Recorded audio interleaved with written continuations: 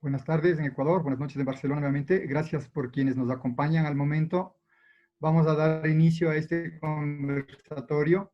Quiero agradecer la presencia de quienes nos acompañan en el panel que formarán parte esta tarde de este diálogo, de esta discusión de temas que nos interesan a todos.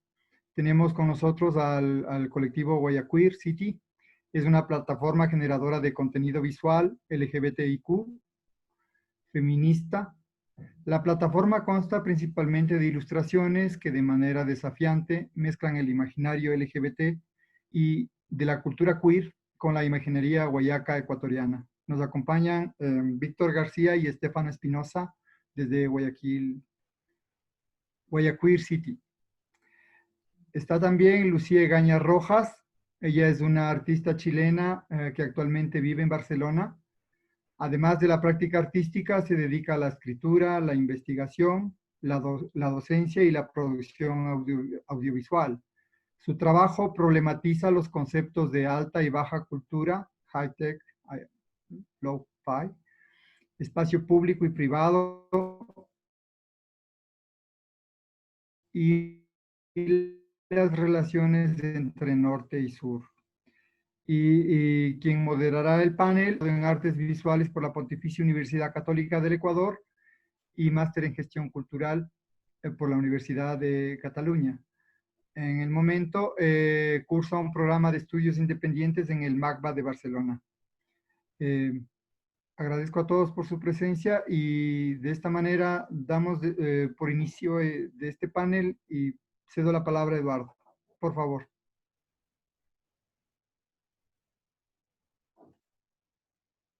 Claro. Hola, buenas noches con todos.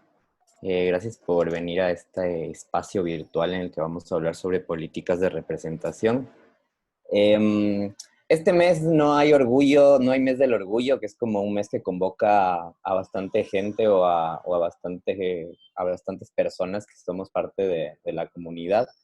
Y nos pareció importante proponer desde el Centro de Arte un espacio donde podamos seguir las discusiones que se han mantenido desde el 2016, que iniciamos con una exposición en el marco del orgullo que acogió el Centro de Arte por primera vez.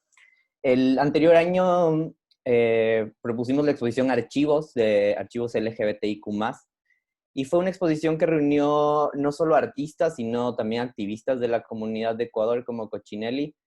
Y en esta exposición fue una de las primeras que pudo poner en escena el archivo de este colectivo.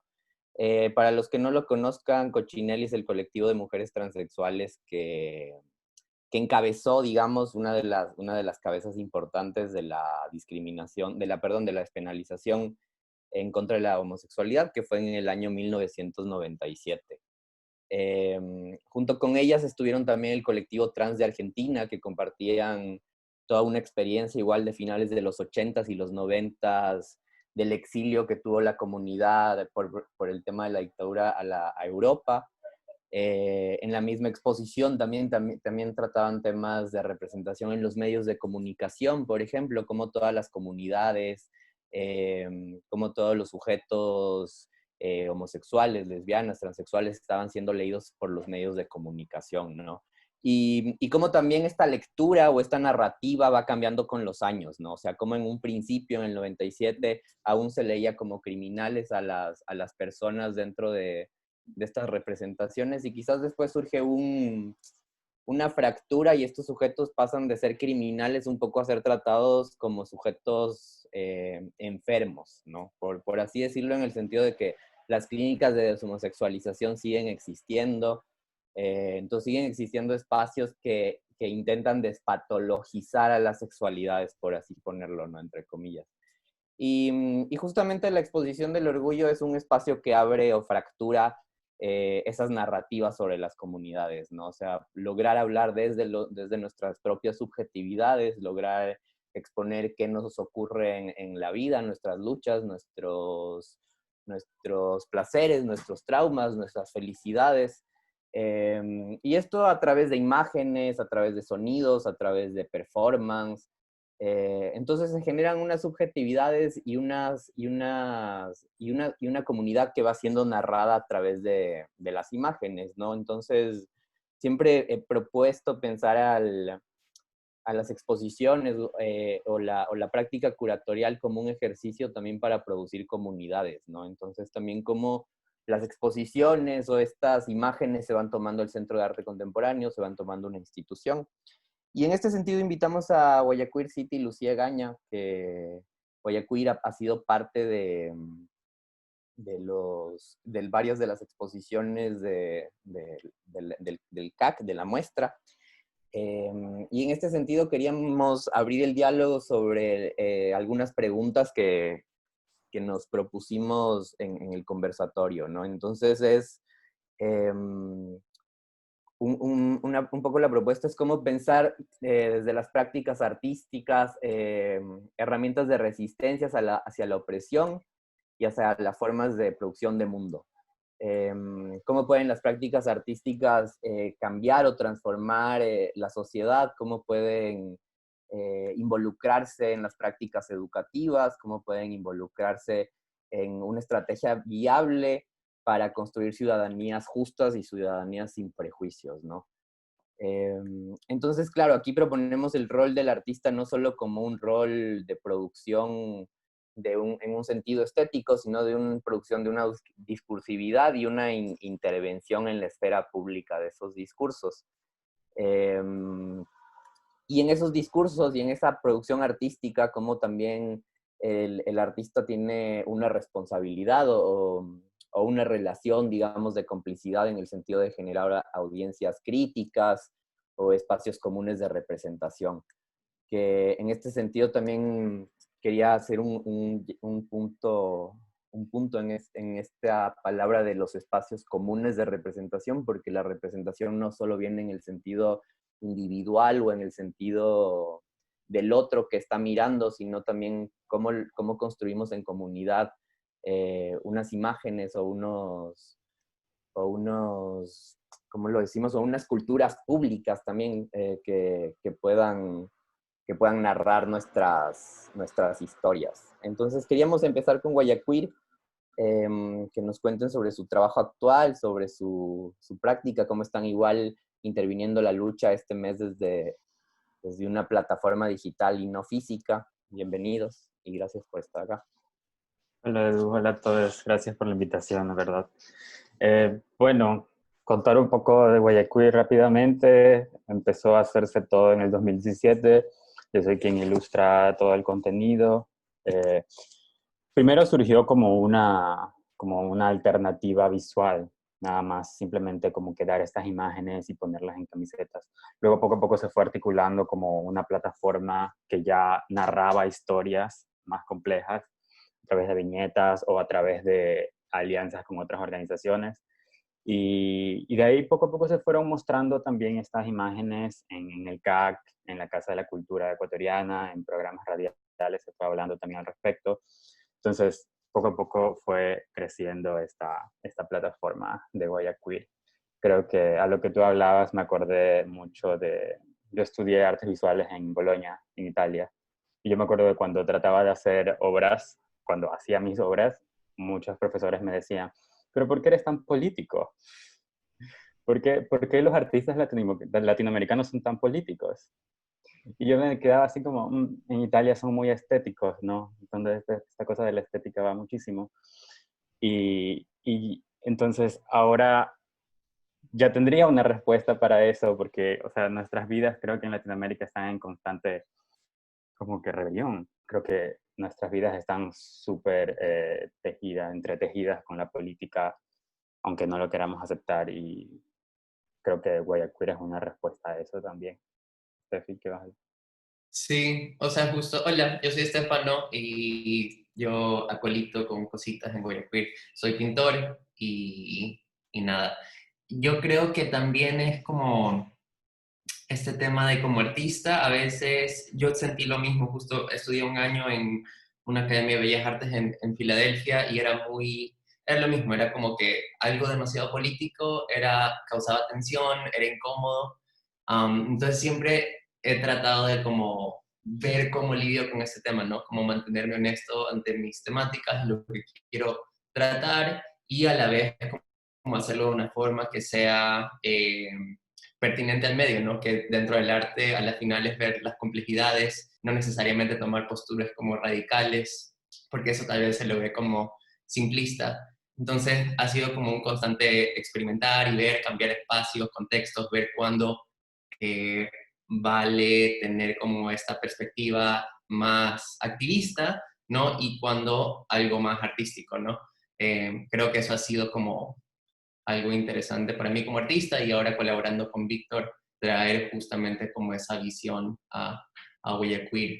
Porque es un camino como delgado, o sea, caminar entre estas dos partes del arte y del activismo es un camino un poco complejo, incluso vienes muy criticado a veces porque o está siendo muy activista o está siendo muy artista, cuál de las dos hay que tomar más en cuenta. Entonces es como que tratar de mezclar bien estas dos cosas. Creo que un modo, por ejemplo, puede ser el que se trata de hacer con Goya Queer, que es a través de la apropiación y la recontextualización, que son estas, digamos, técnicas que se usan en el arte contemporáneo desde inicios del siglo XX. Entonces, creo que eso ha sido también algo importante de nuestro trabajo, que es como que efectivas de estas imágenes que ya existían, de los monumentos, de todo lo que significa, de todo lo que hace ser ecuatoriano. Entonces, creo que tomar estas imágenes y hacerlas como que nuestras a través de nuestras perspectivas queer, LGBT, sexodisidentes, es como un modo de decir yo también estoy aquí, yo también cuento, eso también es parte de mí, lo hago mío a través de este proceso. Entonces, Es una estrategia que creo que dentro de la pintura específicamente sería como el revisionismo, ¿no? Que es como esta postura de como un momento del arte y decir como que cuáles eran las voces que tal vez no estaban en ese momento y regresar y revisarlo, ¿no? Y de cierta forma ver cómo puedes introducir tu voz ahí, que es una estrategia que también yo uso como en mi práctica de pintura.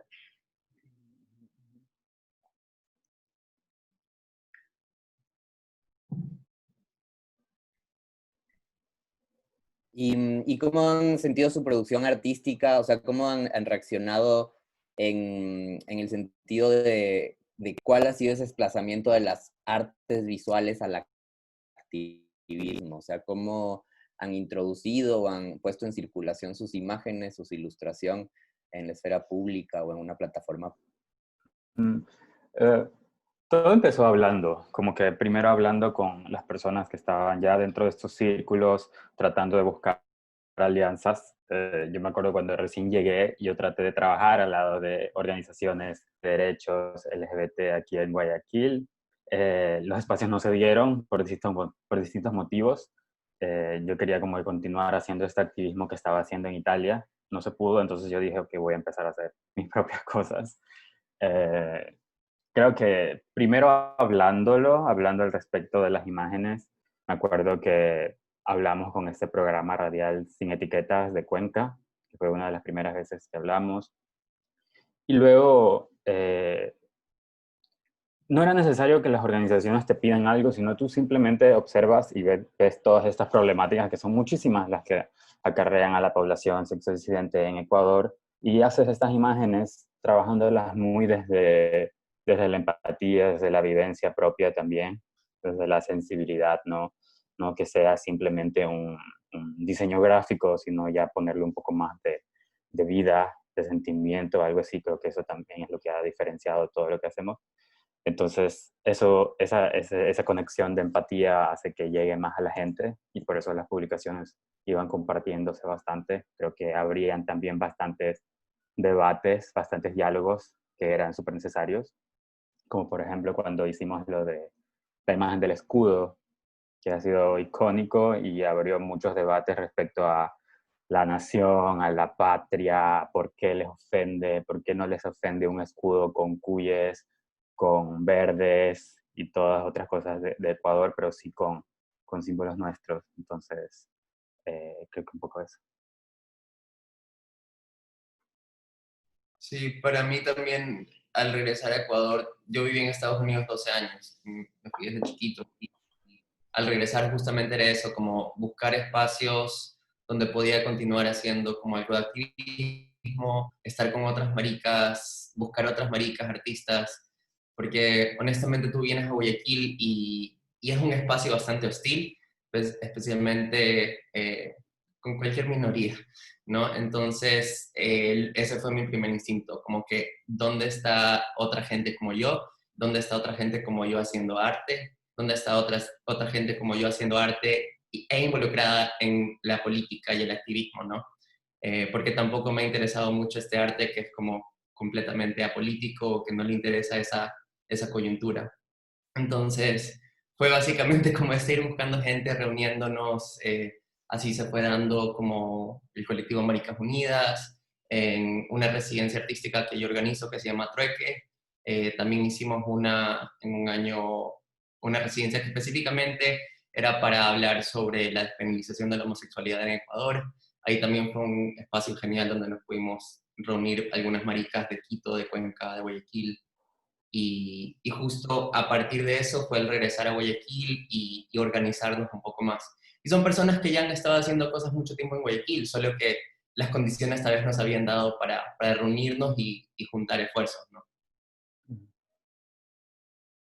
Y en ese sentido que justamente empezaron a construir una comunidad, ¿cómo la construcción de una comunidad, la producción de unas imágenes, por ejemplo, em, se pone en diálogo con la producción de narrativas de la comunidad LGBTI, con por ejemplo la prensa, la televisión o producciones audiovisuales que quizás estén más, eh, por así decirlo, más masivamente difundidas, ¿no? O sea, ¿cuál ha sido la posición que Guayaquil ha tomado en producir otras imágenes que hablen desde otras subjetividades que no son producidas por la prensa o por los medios de comunicación? Creo que sobre eso hemos como optado por ambas cosas, como optar por la autorrepresentación, que creo que es un punto de partida siempre para Víctor y para mí, pero también el ver cuando justamente hay estas formas de supuesta representación sumamente nocivas y caducas, también decir algo.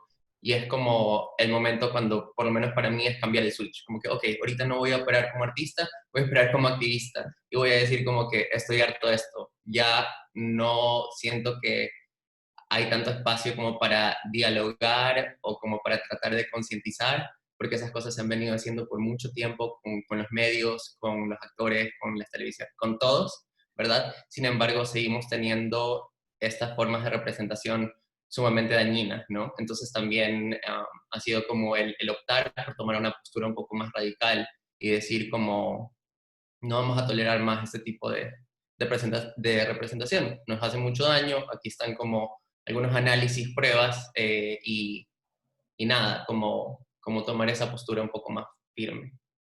Yo Que creo que igual también, no todos comparten, pero no. sí. Yo creo que también, primero también es necesario un proceso interno, como que uno mismo tiene que vivir sus propios procesos internos, llamémosle de construcción, llamémosle sensibilización, llamémosle despertar, como sea, pero uno tiene que tener sus propios procesos de darse cuenta de muchas cosas de sí mismo, de su color, de cómo se ve en el espejo, de sus ojos, de sus ideas, de su familia, de su crecimiento, su juventud, todo tiene que analizarse.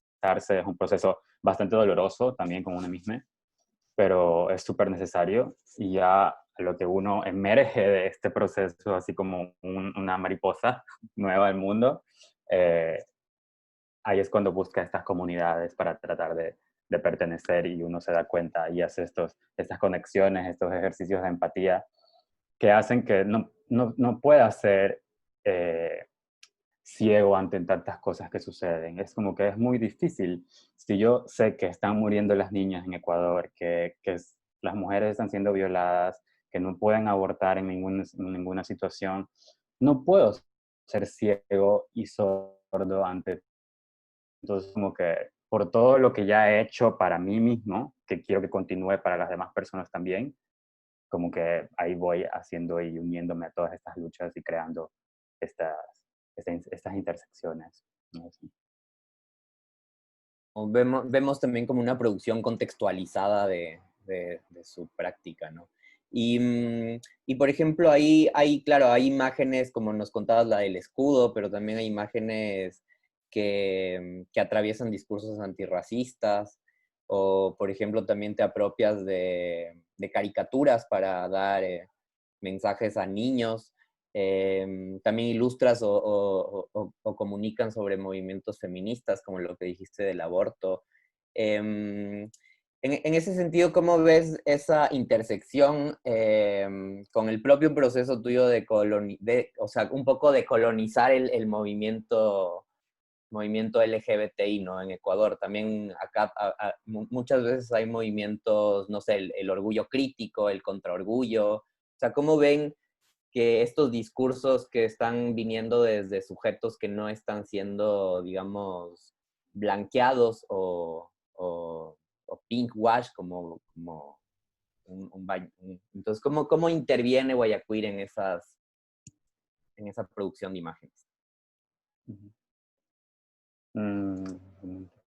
Bueno, es súper compleja esa pregunta, porque, a ver, o sea, ¿cómo nos vinculamos con toda esta amalgama de intersección, de iniciativas, todo esto?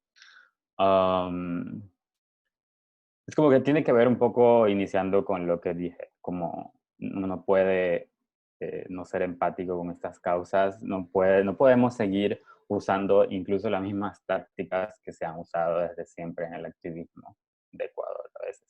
Porque mucha parte de este activismo de Ecuador estuvo dedicado a las leyes, y eso está súper bien, es súper necesario, súper justo. Pero no, ¿qué tanto de eso se refleja en la vida diaria, en la cultura de las personas?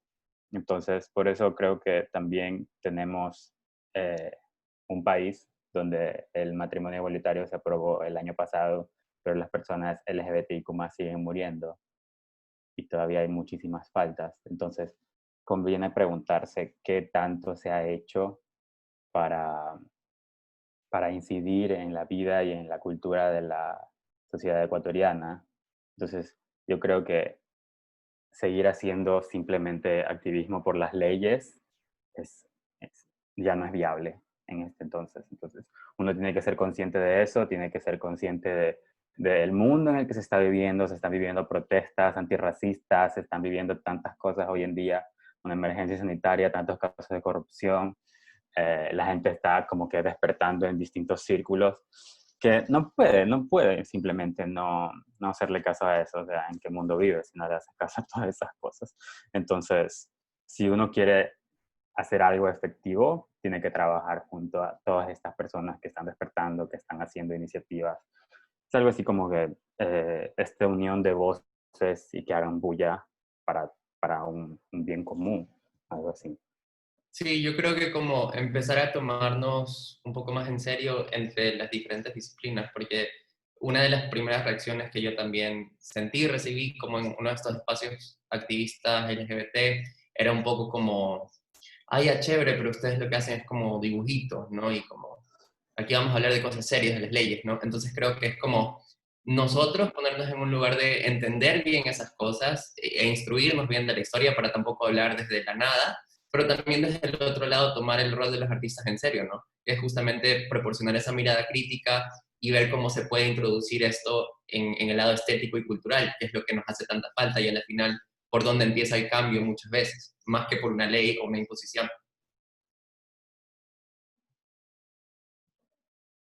Bueno, creo que me parece, sí, justamente esto de generar otras estrategias a lo legal o a lo paralegal me parece un buen punto para conectar con Lucía, y porque Lucía es una investigadora y una artista que está trabajando mucho sobre metodologías indisciplinadas. Y bueno, también estuvo en Quito, Wilson ya la presentó, pero también estuvo en Quito hace unos 3, 4 años, me parece, si no me equivoco, organizando la muestra Marrana en conjunto con las Pachacuir. También ha trabajado con Calle Callejera, que es una activista y rapera de Quito que igual muchos la deben conocer. Y la Lucía ha estado muy involucrada con todos los activismos de las disidencias sexuales acá en la ciudad de Barcelona, con el movimiento antirracista, y también es coordinadora del grupo de investigación de disidencias sexuales en el programa programa de estudios independientes del MACBA. Entonces queríamos invitarla a este conversatorio, ya que es una persona que no está alejada del territorio ecuatoriano, que ha tenido como unos ojos por ahí, y que también está muy involucrada al territorio del sur. Queríamos conocer y que la gente la escuche y que puedan tener un tiempo para compartir con ella igual. Gracias, Lucía, por estar acá. Ay, gracias, Edu, por la invitación, porque sí, me encanta, o sea, agradezco especialmente poder estar como con una conexión con Ecuador, porque precisamente tengo todas esas memorias así afectivas, políticas, disidentes, guardadas. Y claro, he conocido, bueno, tengo muchas amigas queridas en Ecuador, la verdad. Y también porque hablar de estos temas, especialmente en el sur, bueno, Edu no lo dijo, yo igual soy de Chile, o sea, vivo en Barcelona hace mucho tiempo, pero soy de Chile, entonces también por eso estoy más conectada con el sur. Pero creo que es bien importante, sobre todo en estos tiempos donde se ha sobre-derechizado la derecha, se ha derechizado más la centroizquierda, han emergido un montón de discursos tránfobos o sexófobos en contra del trabajo sexual, discursos racistas, discursos en contra de lo que, según yo, mal llamado ideología de género, y además todo eso en un contexto viral, vírico, otra pandemia que, como todas las pandemias, vuelve de alguna manera a dejar en evidencia las desigualdades, y ahí todas las disidencias, no solo las sexuales, son parte en general de esas poblaciones y de esas comunidades que se ven más vulnerabilizadas. Así que creo que es como un tiempo importante para hablar bueno, de todas las cosas que en general hablamos. Y como concuerdo un montón con las compañeras de Guayaquil, en el sentido de que, con lo que tú habías comentado, creo Edu, también, de que las personas que tenemos la suerte y el privilegio de dedicarnos al arte,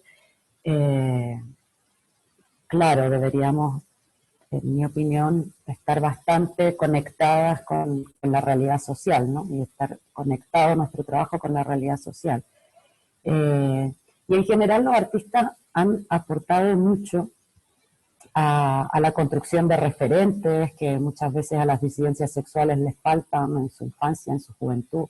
En ese sentido, muchos artistas han generado una serie de representaciones que, como venían hablando las compañeras de Guayaquil, tienen que ver con un trabajo micropolítico y simbólico, versus como estos grandes relatos macropolíticos donde podrían estar las leyes, que son importantes también, pero en realidad nuestra vida es una amalgama entre lo simbólico y lo material, o sea, no solo vivimos de lo material ni solo vivimos de lo simbólico, y en ese terreno las micropolíticas y las macropolíticas tienen una relación que yo considero casi interdependiente.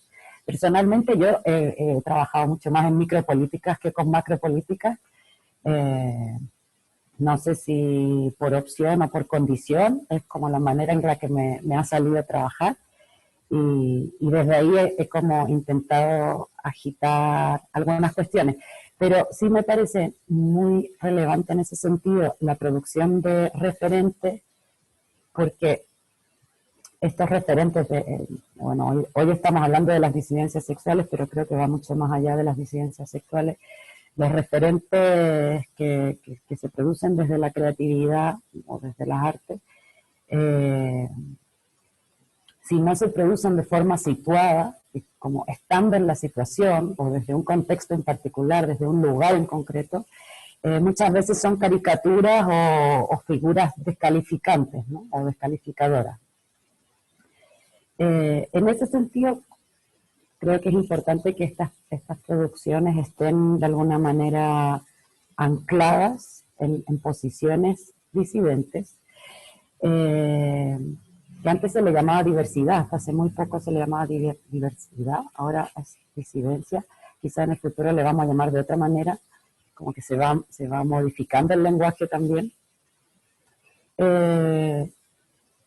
Creo que lo de diversidad daba cuenta de que las disidencias siempre son como una otra cosa, algo que aparentemente es normal y neutral. Y aquí creo que hay como un problema medio conceptual o de percepción, porque en realidad lo que se considera políticas identitarias, sean en términos de raza, de orientación sexual o de lo que sea, en general no son más identitarias que el resto de las políticas, ¿no? O sea, esto me gusta decirlo últimamente porque parece ser que la gente que es heterosexual o que es blanca o que es de clase media alta o que ha tenido acceso a la educación, como si no tuviera una identidad, pero en realidad tienen una identidad. Lo que pasa es que esa identidad parece ser, se supone a sí misma neutral. Y desde esa neutralidad empieza a llamar a lo otro como algo diferente. Bueno, las compañeras de Guayaquil se podrán imaginar que si en Guayaquil viene un sujeto alemán, un varón cis alemán de clase alta y heterosexual, totalmente blanco, tipo fluorescente, la verdad es que ese va a ser el sujeto extraño en la reunión de amigas, mariconas, tortilleras que están teniendo ahí, ¿no? Entonces, realmente lo raro, lo otro, es algo que se configura también contextualmente, ¿no? Entonces, en ese sentido, creo que es como importante. Y esto pasa también con la raza, ¿no? La blanquitud considera que no es un color, su color blanco, ¿no? Y llama de personas de color a los que no son blancos, ¿no? Y que también son blancos. Pero bueno, todo esto para seguir hablando un poco del poder de lo simbólico, que me parece importante, sobre todo en la actualidad, donde están cayendo estatuas de esclavistas y de colonos cada vez más, y ojalá caigan todas. Todas las artistas podríamos contribuir también a esa caída de distintas maneras, sea físicamente tirando de la cuerda o borrándolas del mapa, o vandalizándolas, ¿no? Vandalizándolas con colores. Pero claro, el hecho de que estén cayendo todas estas estatuas coloniales o esclavistas tiene que ver también con un argumento de alguna forma de poder darle esta dimensión gigante que tiene lo simbólico. O sea, es un argumento que estén cayendo estas estatuas en el momento en el que las instituciones del poder, como la policía, siguen ejerciendo su poder histórico racista, por ejemplo, y a ciertas comunidades están operando, bueno, desde la rabia y el hartazgo, evidente, pero atacando a estas esculturas que en el fondo son imaginarios que tenemos muchas veces incorporados y que hemos aprendido también a ser quienes somos a través de las cuestiones que son simbólicas. Entonces, en ese sentido, creo que las prácticas artísticas hoy día, de manera súper relevante, tienen una importancia central, ¿no? Ahora, también creo, bueno, hoy día estuve mirando el trabajo de Guayaquil, que me pareció súper interesante, me dieron ganas de tener algunas de las camisetas. Yo, a pesar de que es importante y que estamos como muy cerca de cuando estaba penalizada la homosexualidad en el mundo entero, estamos muy, muy cerca. En Chile en los 90 también se despenalizó la sodomía, que ni siquiera es bueno, es una práctica sexual, es más allá de la orientación sexual, ¿no? Entonces, es cierto que han sido sumamente recientes estas despenalizaciones y estos cambios en la ley. Sin embargo, esto no da cuenta de que, o sea, esto no significa que sean prácticas recientes, ¿no? Todos sabemos que son prácticas milenarias, antiquísimas. Antiquísimas en el mundo occidental y en los mundos no occidentales, ¿no? De hecho, hay muchas lecturas bien interesantes que hablan de cómo la homosexualidad, si bien hay autores filósofos europeos tipo Michel Foucault, que hablan de que la homosexualidad en términos de sujeto político se inventó tipo en el siglo XIX. De todas maneras hay otros discursos que desmienten a Foucault, que no quiero cuestionarlo porque me cae bien, la verdad, me gusta, pero sí hay unas lecturas históricas bien interesantes que tienen que ver con cómo la heterosexualidad fue parte también de un proyecto colonial, ¿no? Y en ese sentido, en los procesos de colonización se empezó a señalar también a todos los indígenas como parte del proyecto de civilizatorio de Occidente. Se empezó a señalar a todos los indígenas como seres salvajes y como muestra de su salvajismo también estaba la sodomía y por lo tanto las prácticas homosexuales, ¿no? Entonces también se puede pensar la heterosexualidad como parte de un proyecto civilizatorio de Occidente y en ese sentido, como todo proyecto civilizatorio de Occidente, una ficción política de grandes proporciones. Pero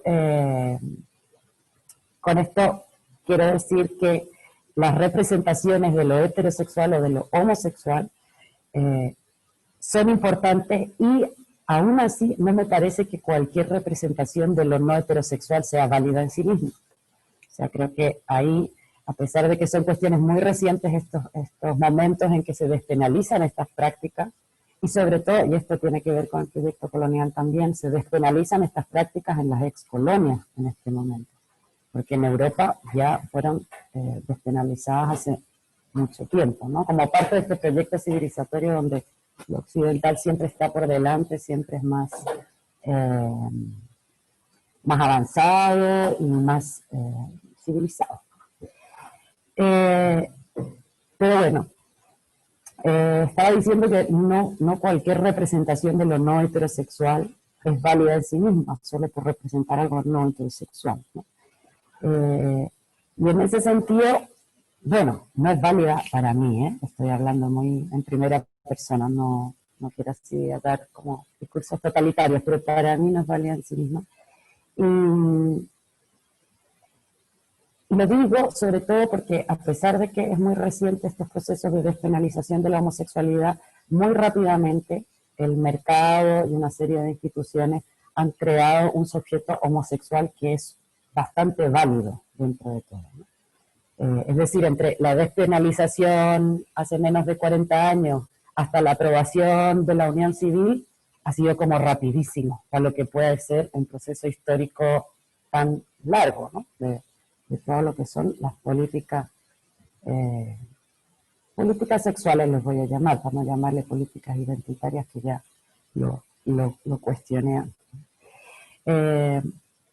Entonces, en ese sentido, claro, hay cuestiones que quizás uno podría como ponerse atenta, ¿no? Como pueden ser estas cuestiones que Edu lo mencionó, el pinkwashing, el homonacionalismo, pero hablar súper brevemente de esto, porque me parece importante, y que tienen que ver con críticas que están orientadas a descapitalizar nuestras luchas, que de alguna manera han sido capitalizadas por el mercado, creo, sobre todo un mercado rosa, pero un mercado igualmente, ¿no?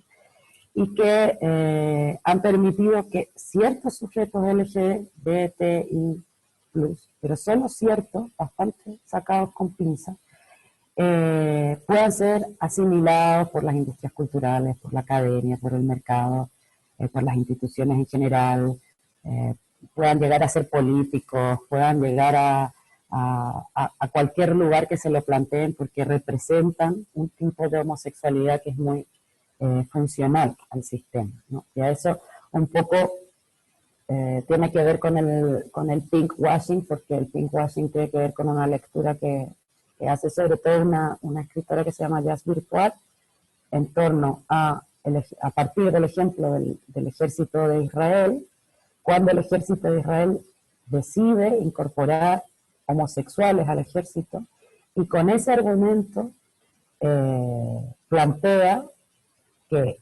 Israel es súper open mind, y es súper avanzado, y súper moderno, y súper genial, cuando estos militares, aunque sean homosexuales, están bombardeando territorio ocupado palestino, ¿no? Entonces estas son como contradicciones que empiezan a aparecer con esta asimilación de lo homosexual, pues y que la quería plantear en términos de las políticas de la representación, porque me parece que las atraviesan, ¿no? Las atraviesan, y ahí las artistas tenemos el poder de crear imaginarios que sean disidentes a esas tendencias, por decirlo, ¿no?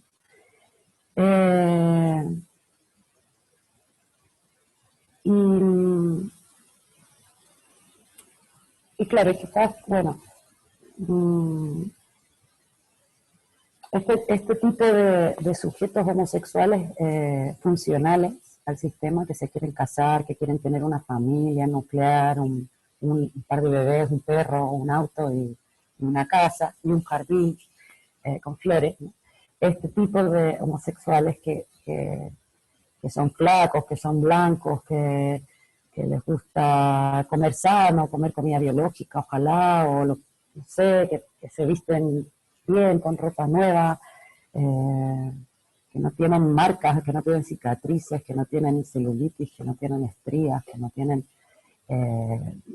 espinillas, etcétera, ¿no? Como ese sujeto perfecto, asimilable, es un sujeto que fácilmente se puede sentir orgulloso de su condición homosexual, ¿no?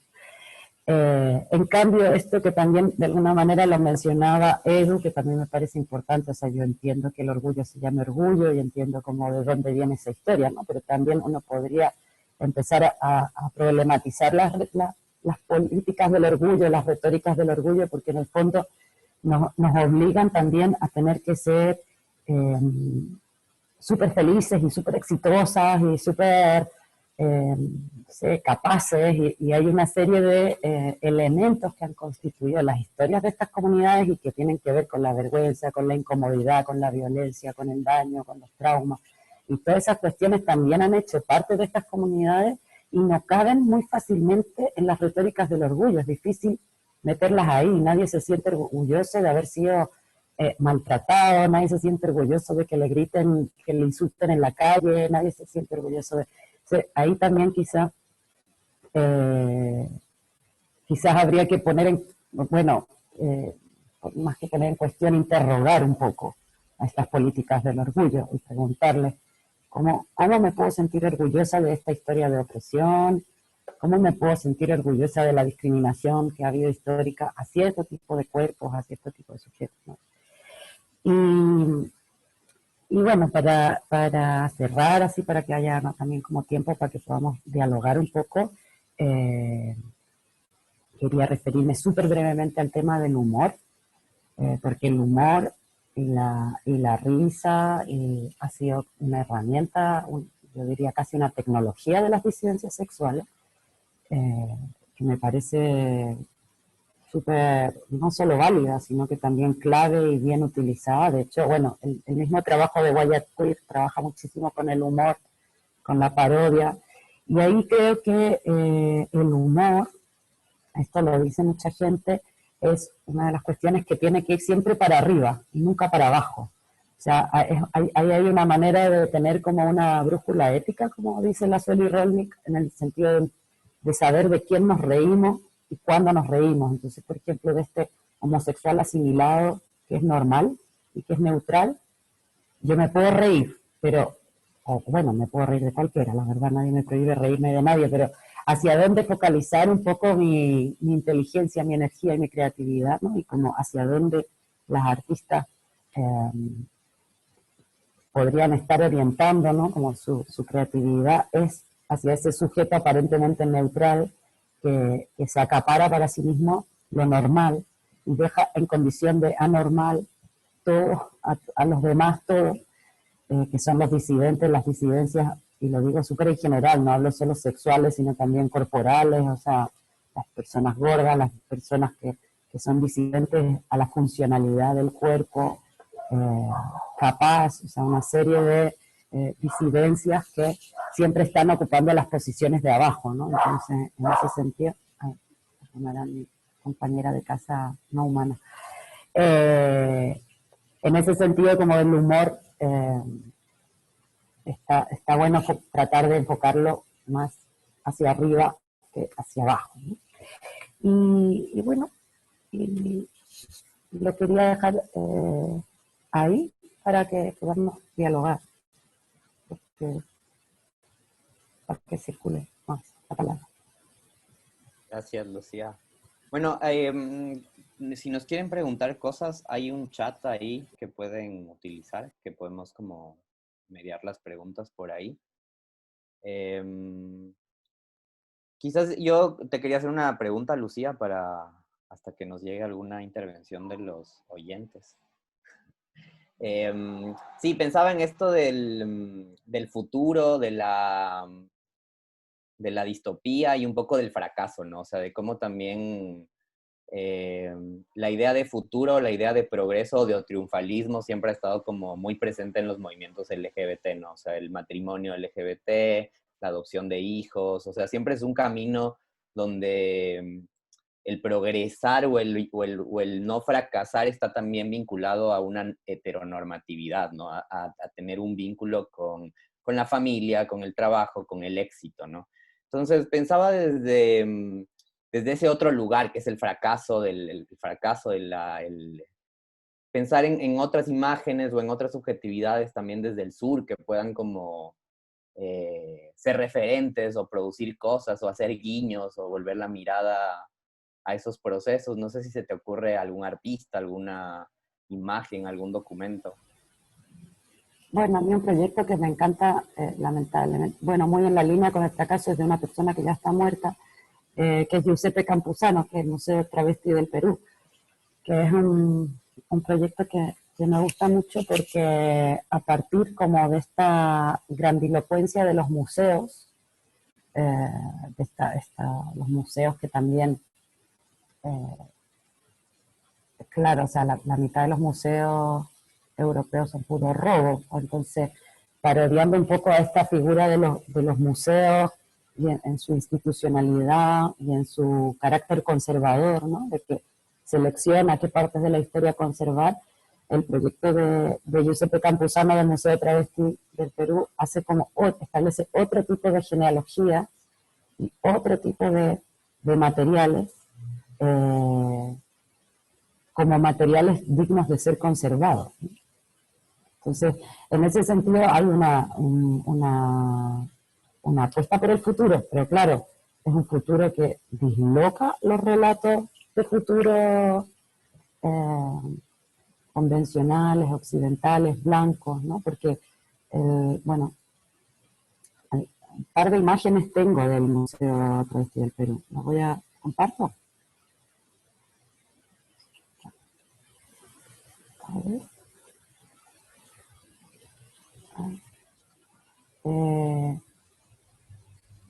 O sea, por ejemplo, un museo que se pone en la calle, que no tiene paredes, que no tiene muros, que son gigantografías medio de papel o de plástico, que tiene una tipografía andina como la de Guamán Poma de Ayala.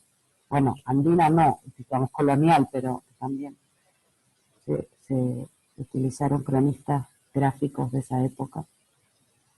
Y un museo que hace otro tipo de historizaciones, ¿no? que pone en el centro otro tipo de cuerpos y otro tipo de imaginario. Vinculada también con cuestiones súper locales, ¿no? Entonces, ahí es un proyecto que me parece interesante. No sé si tenemos alguna pregunta. Sí, y por ejemplo, o sea, en ese sentido, para pasar capaz después a Guayaquil con otra pregunta, Lucía, lo del museo, en el caso de Giuseppe Campuzano, también hay la figura de museo, que es esta institución, ¿no? O sea, también como generar claro, esa falsedad de un aparato institucional que está respaldando estos discursos, ¿no? ¿Cómo crees que ese fake o esa falsedad detona o impulsa estos discursos? Los discursos, ¿cuáles? O sea, estos discursos disidentes, ¿no? También tienen el Museo de Mami, me parece. Sí. O sea, Sí, siempre también en tu trabajo estás como tomando el instituto sí, del porno, sí, el sí. museo. Ahora estoy abriendo el Centro de Estudios de la Naturaleza Extractiva, ¿no? Sí, a mí me encantan estas prácticas que llamo autoinstituyentes, o sea, que es como agarrar una mega estructura que tiene cierta legitimidad e inventármela yo. Y así he tenido galerías, museos, dirijo un museo, dirijo 2 institutos de estudios, dirijo ahora un centro de estudios e investigación.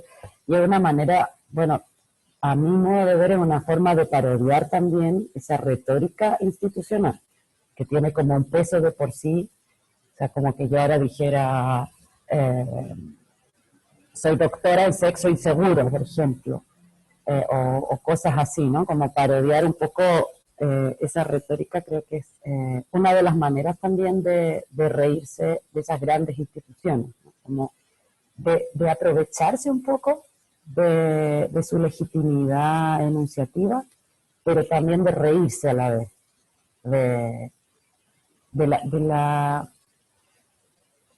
es como ponerlas en cierta fragilidad también a esas estructuras, ¿no? Porque generan mucha confusión de quién, eh, digamos, el Museo Travesti del Perú es un nombre buenísimo así para el proyecto que tenía Giuseppe Campuzano, porque pone en tensión museo, travesti, Perú, ya son como 3 cosas que como juntas resultan extrañas y ya te dan una idea mucho más general de qué estaba produciendo, ¿no? Qué estaba haciendo. Da para imaginar muchas más cosas que si uno dice Museo de Historia Natural de París, ¿no? Si uno dice Museo de Historia Natural de París, pues es como que uno se imagina unos huesos, unas cosas egipcias robadas, un par de cosas, y ya está un poco clara la imagen, ¿no? Pero luego con otro tipo de museo se activa cierta imaginación, ¿no?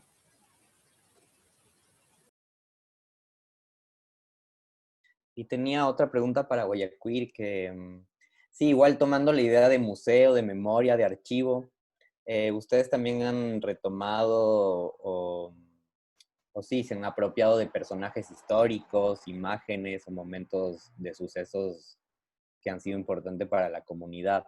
Y les quería preguntar la importancia de retomar o de intervenir esas memorias, ¿no? O sea, ¿cuál viene a ser el sentido de hacer visibles esas imágenes a través de las redes sociales, del dibujo, de la ilustración?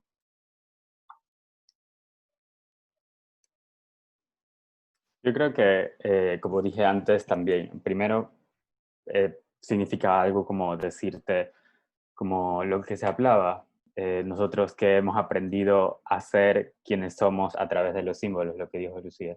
Entonces, yo creo que todos esos símbolos que están en nuestras ciudades, por ejemplo, como los monumentos que están cayendo en el mundo y que es importante que entendamos las repercusiones que tiene para las personas, todas estas cosas, cómo estos entretejen las ciudades, eh, tantas barreras, tantas limitantes, ejerce tanta violencia también en nosotros. Tomemos el ejemplo de Guayaquil, que Guayaquil ya es una ciudad, como decía Estefano, hostil hacia las diversidades. Guayaquil es hostil para todo el mundo, entonces, más para las diversidades.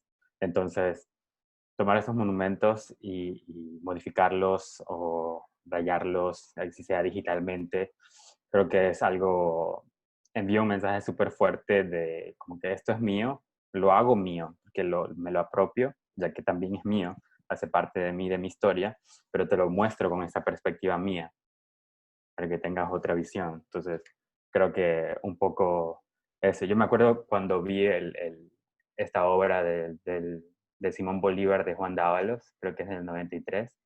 Creo que cuando yo vi esto, yo dije como, wow, esto es algo que yo quiero hacer. O sea, este Simón Bolívar que está prácticamente desnudo ahí sobre el caballo, una posición muy sugestiva. Entonces, es como que, exacto, esa me encanta.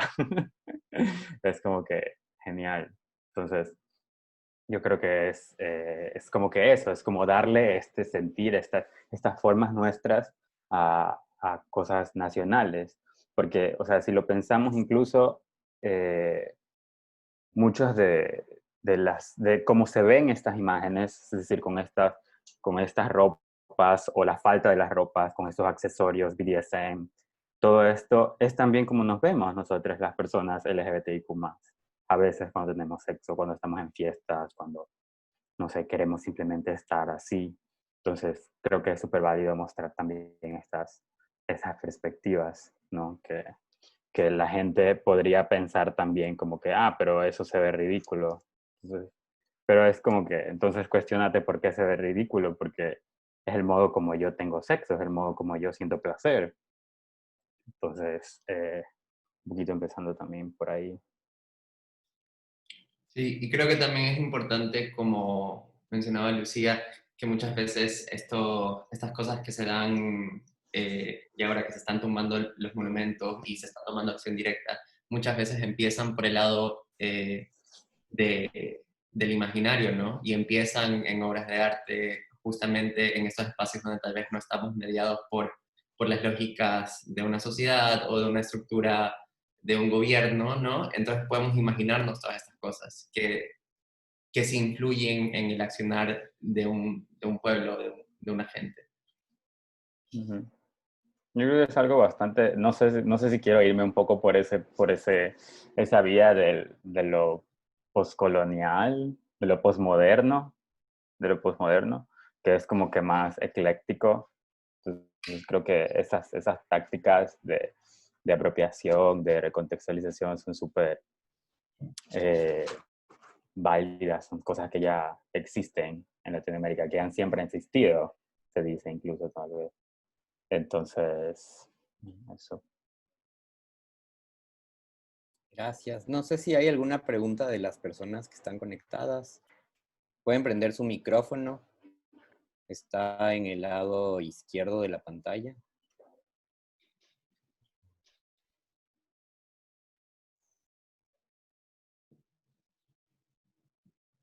Bueno, yo capaz de hacer un comentario final si es que alguien no pregunta cosas. Sí, hablaba... Sí, dime, Lucía.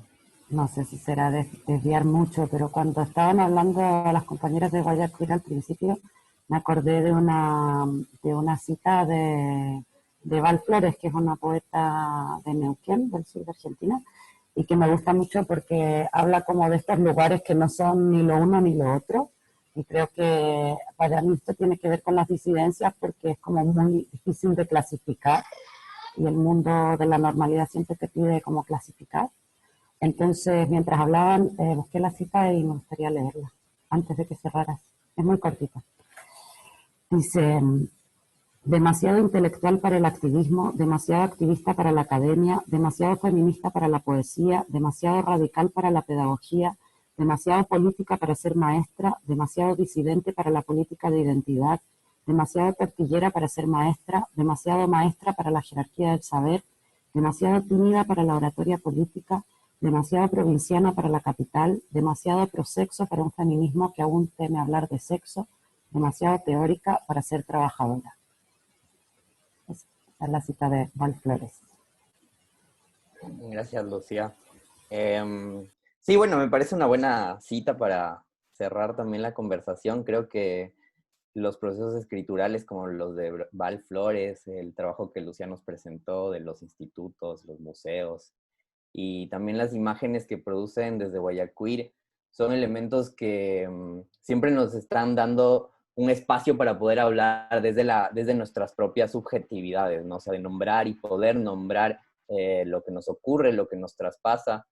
Y creo que eso es lo importante también de estas producciones culturales o de estas culturas públicas, ¿no? O sea, de poder nombrarnos a través de nuestras propias lugares de enunciación y no desde la mirada que el otro nos proporciona o que el otro está forzando sobre nosotros, ¿no? Muchas gracias a todas las asistentes, gracias al Centro de Arte Contemporáneo por acoger este conversatorio y gracias a las panelistas por participar. Muchas gracias por su tiempo. Y sí, espero que sea una conversación constante. Gracias, Guayaquil, por siempre activar el debate nacionalmente y poder generar discusión en los medios y en las redes, que creo que hace falta. Y eso. Gracias, Lucía, también. Por tu trabajo. Gracias, chicas. Gracias, Gracias. Lucía.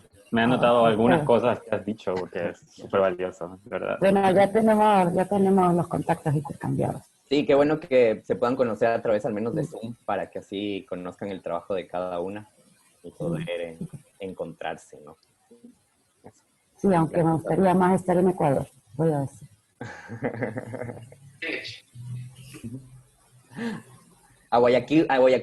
Guayaquil no conoce, ¿cierto? No, no, solo Quito.